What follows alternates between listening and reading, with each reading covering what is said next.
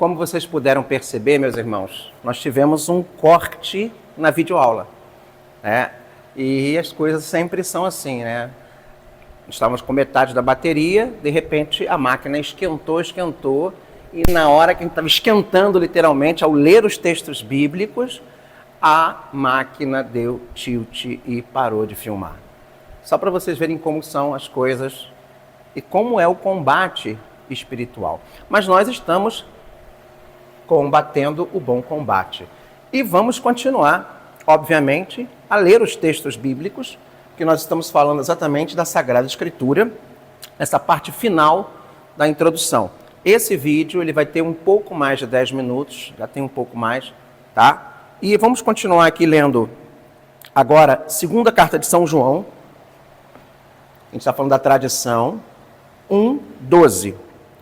Diz assim, é a conclusão.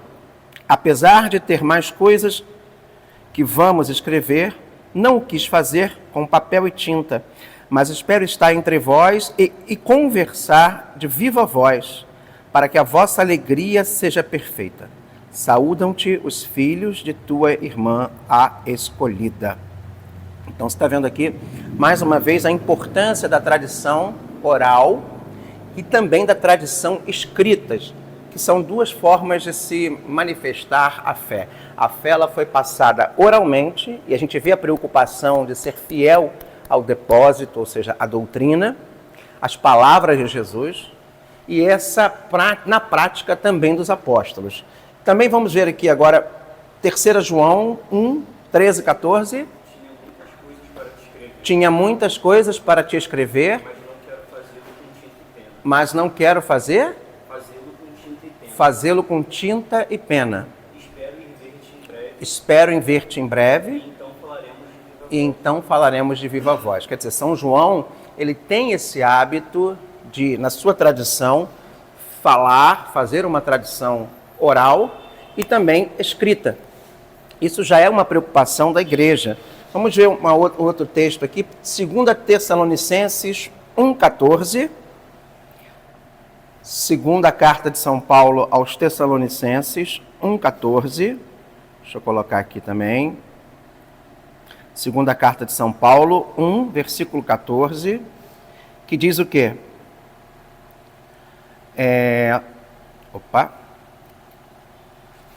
Desculpa, 2 Tessalonicenses, capítulo 1, versículo 14.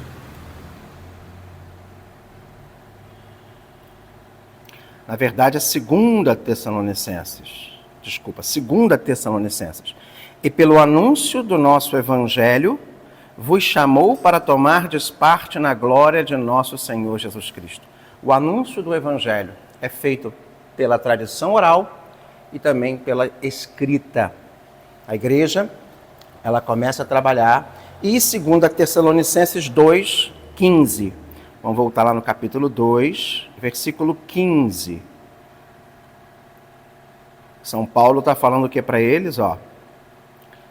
Assim, pois, irmãos, ficai firmes e conservai os ensinamentos que de nós aprendestes, seja por palavras, seja por nossa carta.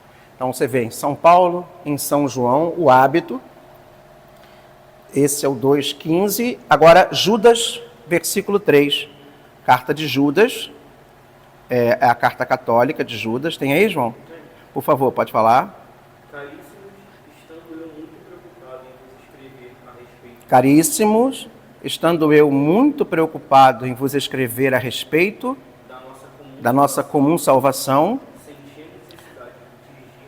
senti a necessidade de dirigir-vos esta carta para exortar-vos a pelejar pela fé, a lutar, confiada de uma vez para sempre aos santos. Então, as cartas, elas são também a maneira com a qual a igreja cria essa sagrada tradução.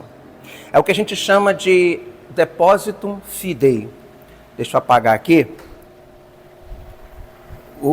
Deixa eu apagar aqui, só para vocês entenderem. A expressão é o depósito fidei. O que é o depósito fidei? o depositum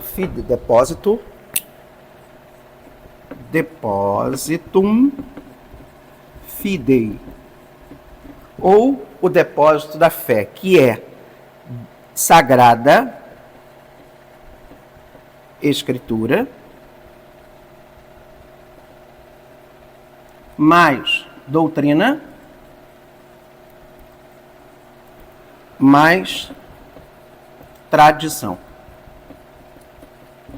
Que aí vem a patrística, vem a teologia. Então, Sagrada Escritura, mais a doutrina definida, mais a tradição. Tá? João, vê lá com Marcos, por favor, onde estão as flâmulas. Eu já vou terminando aqui. Tanto que São Paulo ele fala para Timóteo o quê? Combati o bom combate, guardei o depósito.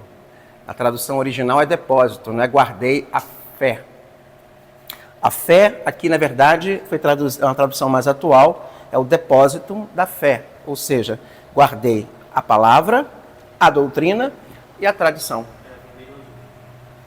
Vermelho. São os dons do Espírito Santo e os dons e os frutos. Aqui no meio da nossa videoaula é assim. Estamos na videoaula, estamos trabalhando. Depois, nós vamos terminar essa introdução dizendo que a igreja é a continuação do corpo de Cristo, vivo, ao longo da história. Foi esta a experiência que São Paulo fez no caminho de Damasco. Atos, capítulo 9, versículos de 1 a 20. E depois, São Paulo vai falar, a igreja é coluna e sustentáculo da verdade. 1 Timóteo 3, 15. Então, aliás, para a gente enfrentar o pai da mentira, deixa eu apagar aqui, para a gente sustentar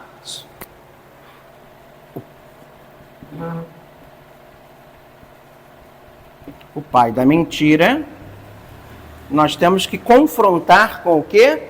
O que São Paulo fala aqui em 1 Timóteo 3,15. O sustentáculo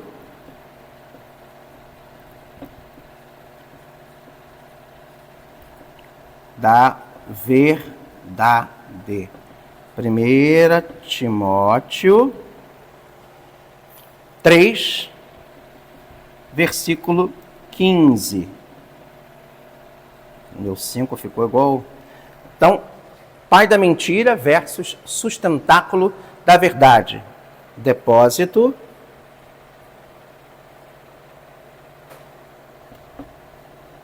da fé.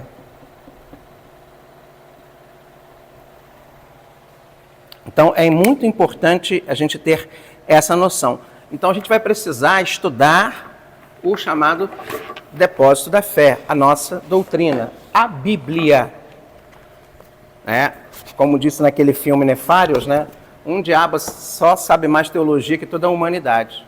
Então, como é importante a gente, no mínimo, saber um pouquinho sobre Sagrada Escritura, um pouquinho sobre doutrina da nossa igreja e teologia. E aí a gente vai falar também, no nosso curso, sobre o Catecismo da Igreja Católica.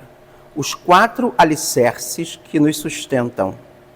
Os 4 alicerces que nos sustentam. Olha que lindo que o Catecismo fala, gente. Deixa eu apagar aqui agora, ó. Para escrever aqui, tá? Essa aula é um pouco mais longa, mas o Catecismo da Igreja,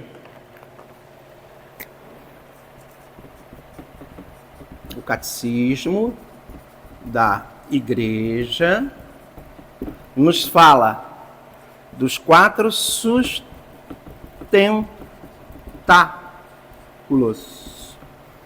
que são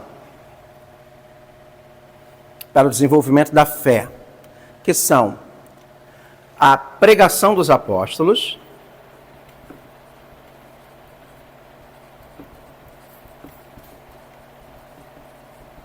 dois, o credo, no caso. 2.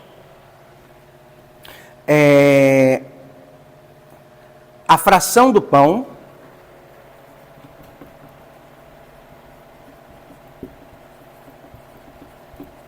Que é a liturgia. 3.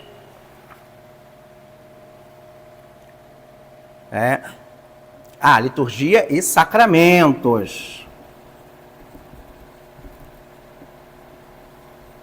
3.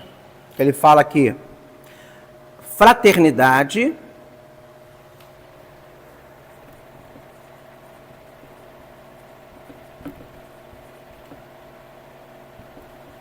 E aqui vão entrar os mandamentos, etc. E quarto e último, a oração cristã.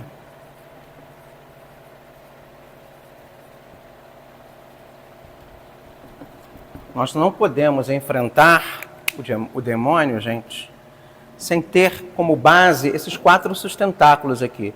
A doutrina, a celebração, os mandamentos, a lei de Deus, a palavra e a vida espiritual, a oração cristã, tá? E nós vamos falar sobre isso.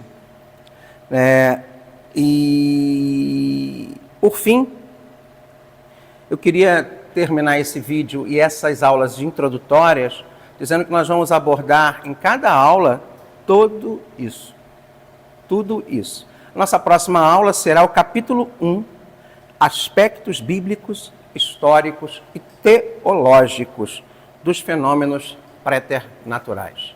Aspectos bíblicos, históricos e teológicos dos fenômenos preternaturais. Fiquemos em paz e que o Senhor nos